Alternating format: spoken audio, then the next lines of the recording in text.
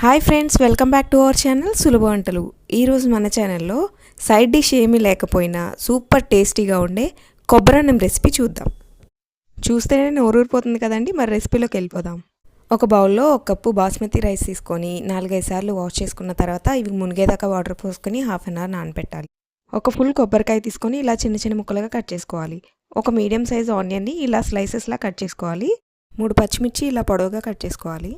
2 బిర్యానీ ఆకులు, 4 ఇలాచి, 2 star flowers, 1 inch దాల్చిన చెక్క, 4 లవంగాలు, 1 స్పూన్ మిరియాలు, 1 స్పూన్ షాజీరా. ఇవేనండి మనకు కావాల్సిన ఇంగ్రీడియంట్స్. ఒక మిక్సీ జార్ తీసుకొని ముందుగా మనం కట్ చేసి పెట్టుకున్న కొబ్బరికాయ ముక్కలను వేసి కొద్దిగా వాటర్ యాడ్ చేసుకుంటే ఇలా స్మూత్గా గ్రైండ్ చేసుకోవాలి. ఇప్పుడు మనం గ్రైండ్ చేసుకున్న పేస్ట్ని ఒక స్ట్రైనర్లో వేసి ఇలా కొబ్బరి పాలు తీసుకోవాలి. మీలో చాలామందికి తెలిసే ఉంటుంది కొబ్బరి పాలు ఎలా తీసుకోవాలనేది. నేను బిగినర్స్ కోసం చెప్తున్నానండి. వీడియో మొత్తం స్కిప్ చేయకుండా చూడండి. మీకు నచ్చినట్టయితే మీకు సపోర్ట్గా ఒక లైక్ చేయండి. ఈ కొబ్బరి అన్నం సైడ్ డిష్ ఏమీ లేకుండానే సూపర్గా ఉంటుంది. అలాంటిది మీరు నాన్ వెజ్తో ట్రై చేస్తే నెక్స్ట్ లెవెల్ ఉంటుందండి టేస్ట్.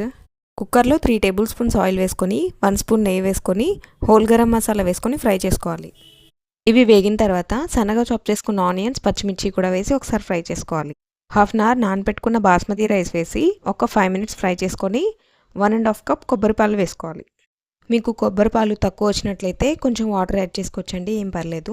రుచికి తగినంత సాల్ట్ యాడ్ చేసుకొని కుక్కర్ మూత పెట్టేసి 3 విజిల్స్ రానిచ్చిన తర్వాత స్టవ్ ఆఫ్ చేసుకొని సన్నగా చాప్ చేసుకున్న కొత్తిమీర వేసి సర్వ్ చేసుకోవడమే. ఈ సింపుల్ టేస్టీ కొబ్బరి అన్నాన్ని మీ పిల్లల లంచ్ బాక్స్లోకి పెడితే బాక్స్ ఖాళీ చేసుకొని వస్తారండి. వీడియో నచ్చితే లైక్ చేయండి, మీ ఫ్రెండ్స్ అండ్ ఫ్యామిలీకి షేర్ చేయండి, మన ఛానల్ సబ్స్క్రైబ్ చేసుకోండి.